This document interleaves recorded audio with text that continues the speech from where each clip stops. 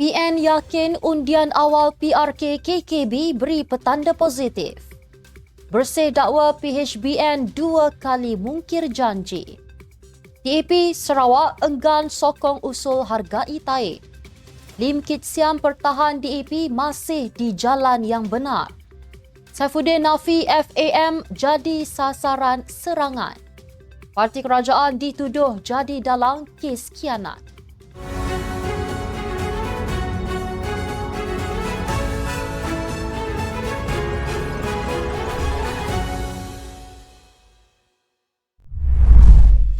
Bismillahirrahmanirrahim. Assalamualaikum warahmatullahi wabarakatuh. Salam Malaysia Madani.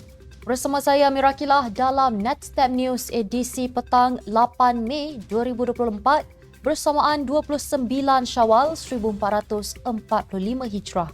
Sebelum itu jangan lupa untuk subscribe YouTube Netstep TV dan follow Facebook Netstep Malaysia.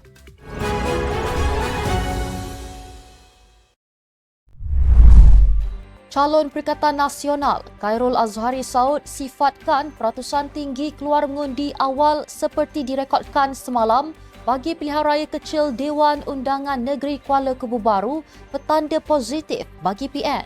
Suruhanjaya Pilihan Raya mengumumkan sebanyak 97% daripada 863 pengundi awal membabitkan polis, tentera dan pasangan masing-masing mengundi semalam.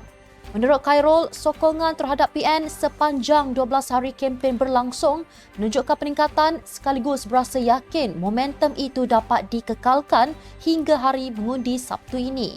Ditanya mengenai kempen PN yang didakwa lebih menumpukan isu membabitkan pengundi Melayu berbanding kaum lain, Khairul menafikan jenteranya cenderung dengan isu membabitkan satu kaum sahaja.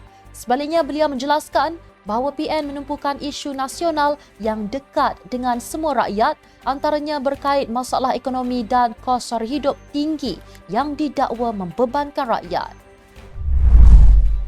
Kumpulan NGO Pemantau Pilihan Raya Bersih, Dakwa Pakatan Harapan dan Barisan Nasional telah 2 kali memungkiri janji berhubung pelantikan anggota Suruhanjaya Pilihan Raya sejak Pilihan Raya Umum ke-15 lalu.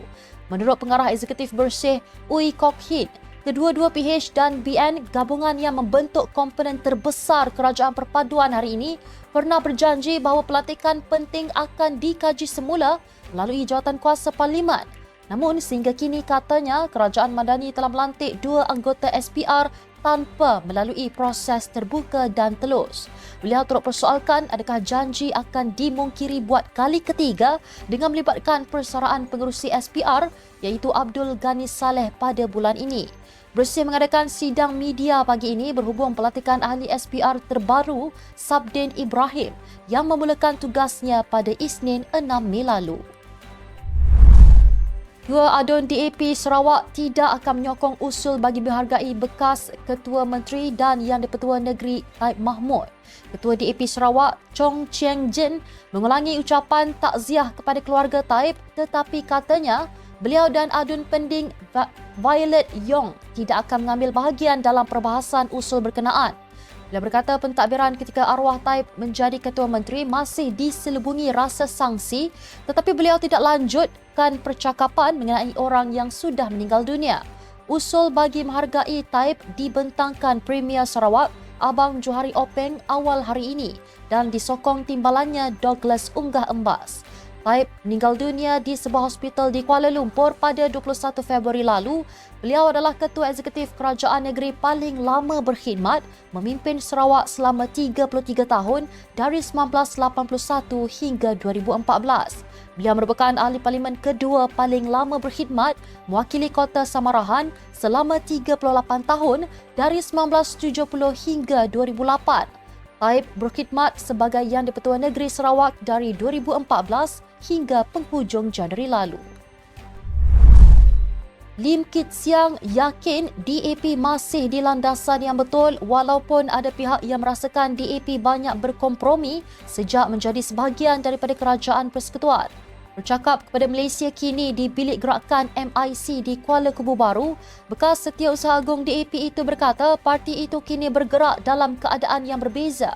Lim bagaimanapun enggan mengulas pandangan penganalisis politik Wong Chin Huat bahawa satu pilihan untuk DAP adalah menyuarakan sokongan kepada kepimpinan Perdana Menteri Datuk Seri Anwar Ibrahim tanpa berada dalam kerajaan. Menurut Wong, ahli parlimen DAP boleh menjadi penyokong kerajaan di parlimen. Lim berkata lagi dia enggan mengulas berkenaan pelbagai teori dan kemungkinan dengan membangkitkan dia telah bersara. Menteri Dalam Negeri Datuk Seri Saifuddin Nasution Ismail menafikan dakwaan bahawa pengurusan tertinggi Persatuan Bola Sepak Malaysia FAM bakal jadi sasaran serangan. Menurutnya, beliau akan menziarahi Tonggak Harimau Malaya Muhammad Faisal Abdul Halim yang sedang menerima rawatan akibat disimbah asid. Sebelum itu, Ketua Polis Negara Tan Sri Razaruddin Hussein memaklumkan pihaknya sedang mengenal pasti pemilik media sosial yang dikenali Muhammad Imran Suresh. Ia susulan kenyataan lelaki terbabit yang didakwa mempunyai maklumat berkaitan mengenai kejadian simbah asid membabitkan Faisal. Sejak Selasa, seorang pemilik laman sosial Instagram itu mendakwa dia telah dipanggil polis bagi membantu siasatan kes melibatkan Faisal. Pemilik akaun media sosial itu mendakwa mempunyai maklumat dan diminta menutup mulut mendedahkan mengenai kejadian sebenar yang menimpa pemain berkenaan. Sementara itu, menerusi hantaran di laman sosial, Saifuddin meminta semua pihak memberi kepercayaan sepenuhnya kepada PDRM untuk menyiasat kes tersebut. Seorang individu menjadi sasaran kecaman selepas cuba menimbulkan persepsi bahawa parti politik dalam kerajaan terlibat insiden khianat terhadap 3 pemain bola sepak negara. Individu itu dalam hantaran di X menyebut 2 nama parti di dalam Pakatan Harapan mempersoal apa motif parti tersebut berbuat demikian. Pengguna tersebut berkata menerusi hantaran tersebut, mungkin menteri dan timbalan menteri dari DAP dan PKR membayar pelaku-pelaku kejadian samun, simbah asid dan pecah cermin kereta pemain-pemain bola sepak.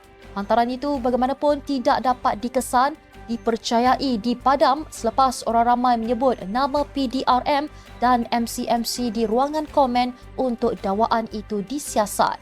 Bagi penyokong kerajaan, mereka menyifatkan dakwaan itu satu fitnah besar yang perlu diambil tindakan.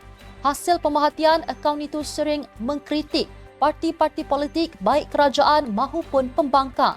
Safir Rahim menjadi mangsa khianat ketiga apabila cermin belakang kenderaan milik pemain bola sepak itu dipecah menggunakan tukul di Jalan Seri Gelam menghala Pantai Lido, Johor Bahru malam tadi. Sekian untuk edisi petang ini. Ikuti perkembangan semasa isu-isu panas politik Malaysia setiap hari hanya di Netstab News. Jangan lupa untuk follow Facebook Netstab Malaysia dan subscribe YouTube Netstab TV. Netstab Malaysia menjangkau informasi, mengora inspirasi. Saya Mirakilah, Assalamualaikum dan salam sejahtera.